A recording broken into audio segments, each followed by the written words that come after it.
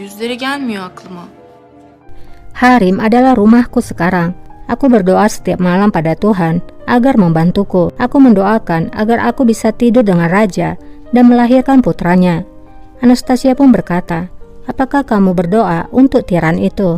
Mahvirus pun berkata, lalu apakah kamu tidak tidur dengan raja semalam? Apa yang kamu lakukan tadi malam? Mungkin sekarang kamu akan mengandung. Bir de gebe kaldın. Yusuf işte.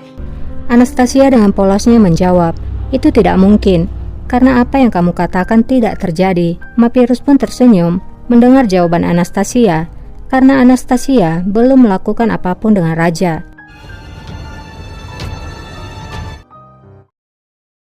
Di ruangan Safiye Sultan, Safiye Sultan berkata, kamu terlambat menginformasikan berita itu padaku. Bulbul pun menjawab, Sultan aku, maafkan aku, saat itu kamu sedang tidur. Şehzademiz Safiye Sultan pun semakin kesal dan berkata, kamu mengatakan tidur ketika pangeran telah pergi dari istana. Tapi Bulbul yang sudah sangat mengenal sultananya, ia menyediakan minuman di hadapannya. Dan benar saja, minuman itu pun diminum oleh Safiye Sultan. Tidak lama, raja pun masuk ke ruangan Safiye Sultan. Raja berkata, kamu pasti sudah mendengar apa yang terjadi. Safiye Sultan pun menjawab, aku baru saja mengetahuinya. Ular Halime telah menculik cucuku. Handan pun berkata, kamu pasti sangat mengenal Halime Sultan daripada kami semua, Sultanah. Kemana dia pergi? Siapa yang membantunya? Kamu pasti tahu yang terbaik. Safiye pun menjawab, lebih baik kamu meninggalkan kami sehingga kami bisa mendiskusikan tentang hal ini. Raja pun berkata, katakan saja apa yang kamu ketahui, Sultan aku. Siapa yang membantunya? Apakah ada yang terlintas dalam pikiranmu? Safiye Sultan pun menjawab, kita memiliki banyak musuh. Tampaknya salah satu dari mereka telah mempengaruhi Halime. Bukankah kamu telah memerintahkan fatwa kepada Syekh al-Islam? Handan pun berkata, ini pasti karena hal itu. Ia ingin menentang eksekusi itu. Safiye Sultan pun berkata, rajaku, cucuku pasti menentang eksekusi itu, karena kamu telah berjanji tidak mengeksekusinya. yine söz vermiş. Raja pun terdiam. Di Harim, seorang selir berkata pada Mahvirus, kamu terlihat kesal sebelum pergi ke sana. Sekarang kamu tersenyum. Yüzünde güller açıyor. Atau mereka telah membuatmu menjadi pelayan bagi bocah itu. Sefam buraya kadarmış. Tiba-tiba Janet membawa kembali Anastasia ke Harim. Para selir pun heran karena membawa Anastasia turun kembali ke Harim. Aa, ne oluyor Cennet Kalfa? Janet pun menjawab, dia memang datang ke ruangan raja, tapi dia masih virgin. Kız oğlan kız. Mahviruslah yang telah memberitahuku. Anastasia pun menatap ke arah Mahvirus. Öyle öğrendik. Tidak berapa lama, Bulbul datang bersama Dudu dan Golge Hatun. Bülbüla, Dudu mengumumkan kalau semua orang di Harim akan ditanyai, terutama orang yang melayani Halime Sultan. Janet pun bertanya, ada apa ini? Bulbul pun menjawab bahwa Halime Sultan telah hilang. Dia telah melarikan diri bersama Putri Dilruba dan juga Pangeran Mustafa tadi malam. Şehzade Mustafa ile birlikte kaçmışlar. Anastasia pun teringat akan tadi malam, di mana ia melihat rombongan Halime Sultan yang masuk ke ruangan rahasia. Dudu berkata lagi, jika kalian tahu apapun tentang kejadian yang tidak menyenangkan ini, majulah ke depan. bir adım öne çıksın. Namun tidak ada satupun yang maju ke depan, termasuk Anastasia. Akhirnya Dudu pun berkata, aku tahu apa yang harus dilakukan. Ia pun menyuruh Bulbul dan Golge Hatun Bülbüla, untuk membawa orang satu persatu agar ditanyai. bunları birer ikişer de iyice bir ezin kafaları. Mungkin dengan begitu mereka akan membuka mulutnya. Di pasar, para tentara Janisari yang dikepalai oleh Dervis mulai memeriksa orang-orang satu persatu. Girilmelik delik kalmayacak. Hal itu dilihat oleh Mehmet Girayhan. Di istana, Safia Sultan pun berjalan bersama Nasuh. Nasuh adalah orang yang telah membawa Anastasia dari keluarganya secara paksa sebelumnya ya. Safia berkata pada Nasuh agar segera mencari Pangeran Mustafa. Namun Nasuh berkata, jika pangeran ditemukan, bukankah raja juga akan mengeksekusinya? Safia pun menjawab, temukan saja pangeran, kita akan membicarakan tentang ketentuan lainnya.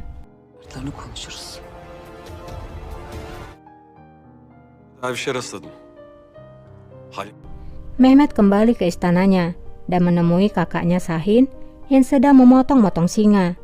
Mehmet menceritakan kalau ia telah bertemu dengan dervis di pasar dan ia memberitahukan tentang Halimah Sultan. Sahin pun berkata, kalau ia tahu pangeran telah melarikan diri, aku harap kita akan menemukannya sebelum Hena menemukan mereka. Mehmet pun bertanya, apakah kita harus menemukan mereka? Bulacağız. Belki karşılığında. Sahin pun menjawab, ya tentu saja, dan sebagai balasannya, aku akan membuat dirimu sebagai Han di Crimea. Mehmet tidak mengerti dengan pemikiran kakaknya. Ia pun bertanya, apa maksudnya? Apakah kamu akan membuat tawar-menawar melalui Pangeran Mustafa? Kupayı pazarlık mevzu mu yapacaksın? Sahin pun menjawab, kenapa tidak? Putra-putra Ottoman akan digantikan oleh dinasti Cengiz Khan. Lalu kenapa tidak? Apakah kamu lupa mengapa kita di sini adikku? Apakah kamu lupa bagaimana mereka menahan kita adikku? Çok gitti mi? Mehmet pun berbicara, katakan saja apa yang kamu katakan terjadi. Mengapa mereka harus memberikan tahtanya ke Crimea? Olarak taht senin hakkındır. Sebagai yang paling tua, bukankah seharusnya tahta itu milikmu? Sahin pun menjawab, aku memiliki mimpi yang lainnya adikku, mimpi yang berbeda. Kamu akan tahu ketika waktunya tiba. Öğreneceksin. Di istana, tampak sekarang giliran Anastasia yang memberikan kesaksiannya. Dia berkata bahwa ia melihat anak laki-laki itu. Aku memberikannya kacang kenari, tapi aku tidak tahu kalau dia adalah seorang pangeran. Bulbul bertanya, lalu apa yang terjadi selanjutnya? Anastasia pun menjawab, kemudian datang seorang wanita dan dia membawa anak itu. Rehan pun bertanya, siapa wanita itu dan dari mana dia? Anastasia pun menjawab, aku tidak tahu dari mana, tapi namanya Nemeshe. Nemeshe? Bulbul pun mengatakan pada Rehan, mungkin yang dimaksudkan adalah Menekse. Dia memang juga telah hilang. Mereka telah melarikan diri bersama-sama. Menekşe diyor. O da kayıp. Rehan pun berkata dengan mengintimidasi Anastasia, jika kamu berbohong, maka kamu akan membayarnya dengan sangat buruk. Aku akan memasukkanmu ke dalam goni dan membuangmu ke lautan. Apakah kamu mengerti? Anladın mı? Anastasia pun nampak gelisah. Ia memandang Golge dan juga Bulbul Aga. Namun ia kemudian menjawab bahwa ia tidak melihat apapun lagi. Nampaknya Anastasia tidak mau mengungkapkan apa yang ia lihat di lorong tadi malam.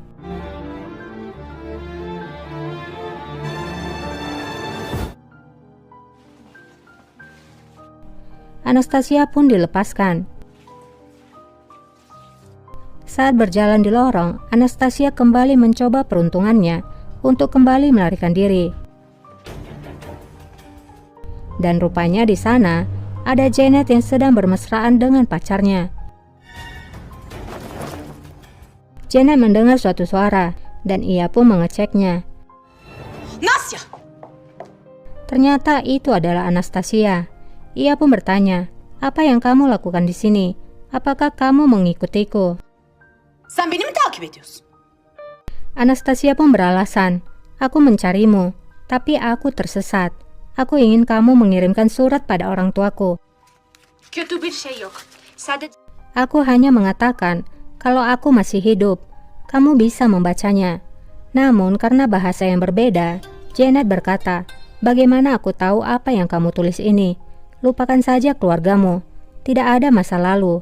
Kamu akan dilupakan. Dan hal itu juga dilarang. Hadi yürü. Erkek buluşmaktayız.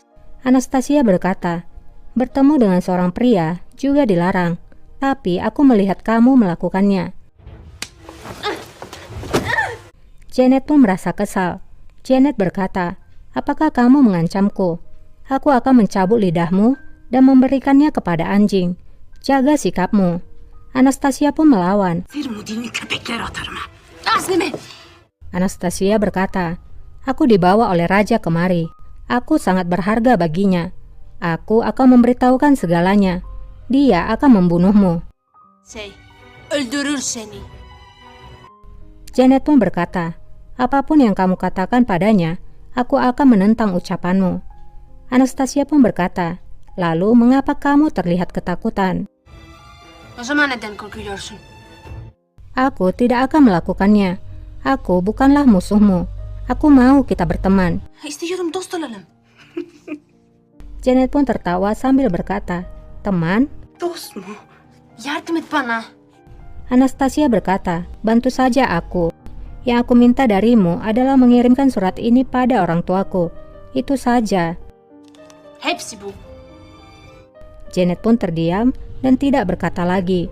Terlihat kalau Anastasia sudah mulai menggunakan keistimewaannya sebagai favorit raja.